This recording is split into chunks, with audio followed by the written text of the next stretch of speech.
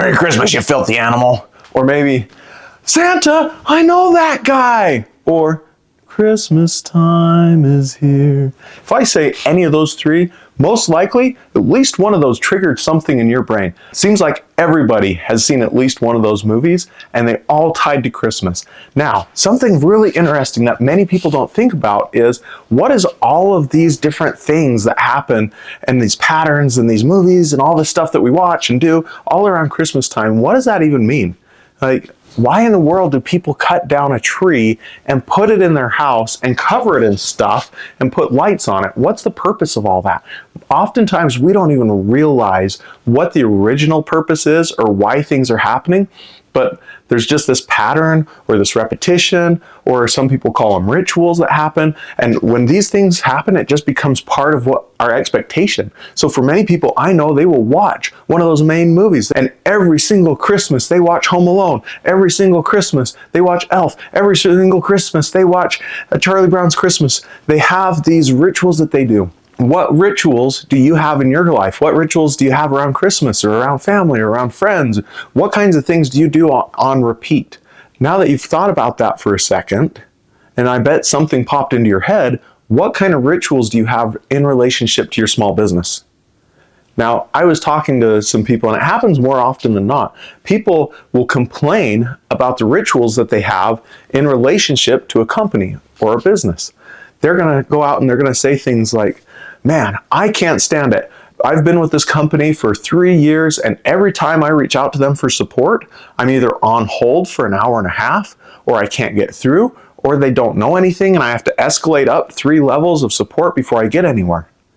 That is their ritual that company has now established, and customers have to go through that ritual of being stuck on support calls on hold for an hour and a half and talk to people that don't know anything. That's the ritual they expect. That is the association they've built between themselves and interacting with that company. Now, rituals can be really good too. We have rituals like gift giving at Christmas time, and we have rituals of serving other people and looking out at the world and seeing how we can make it a better place. All those are amazing rituals tied to a holiday, tied to a whole concept of Christmas time and Christ and what he did for us. But then on the flip side, we can also have rituals that are terrible, like I just talked about, where you expect someone to be on hold. I had one person, good friend of mine, and they're like, I can't stand working with this other company. This other company was a local business.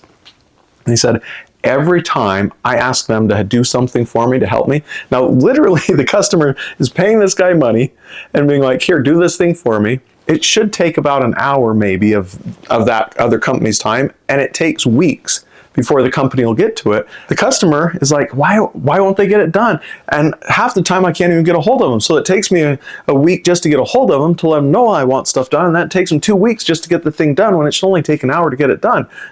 And they're like, that for them, they couldn't handle working with that company anymore, because the rituals that company set up, those things that customers come to expect that happen over and over and over, they were so negative that the customer jumped ship.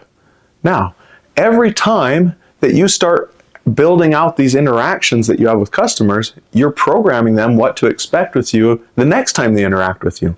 And they go, if they get a consistent experience, it goes from being something that they're like, oh, how's this going to go? I don't know, at a subconscious level, to, oh, every time I work with them, I can expect X. And when X, or those rituals, are good, the customers start to love you, because they're like, oh, every time I work with them, they're so easy to get a hold of, they take care of my problems, they do all these things right. But then on the flip side, if every time the customer reaches out to you, they're stuck on hold for an hour and a half, it becomes this negative thing.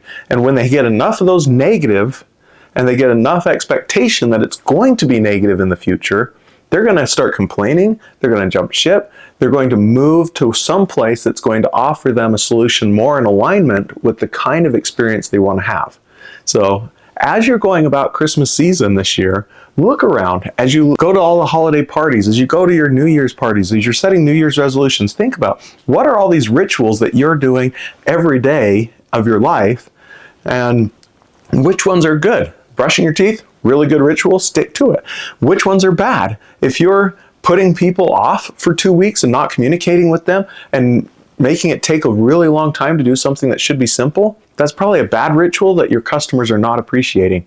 Maybe take some time to start analyzing which rituals you should maintain and keep and encourage, either in your life, your relationships, or your business, and then do the flip side as well. Which rituals should we be discouraging? Which ones can we adjust? How can we shift so that that ritual goes away and people, our customers, have an expectation of these rituals where we're going to take care of them really well. We're going to answer the phone quickly. Our customer service is going to be very helpful and efficient and not waste a bunch of the customer's time. Start thinking about those. Come up with some rituals you can do that are going to improve the customer experience and give them the kind of happiness that people think about when they're a little kid anticipating Christmas morning.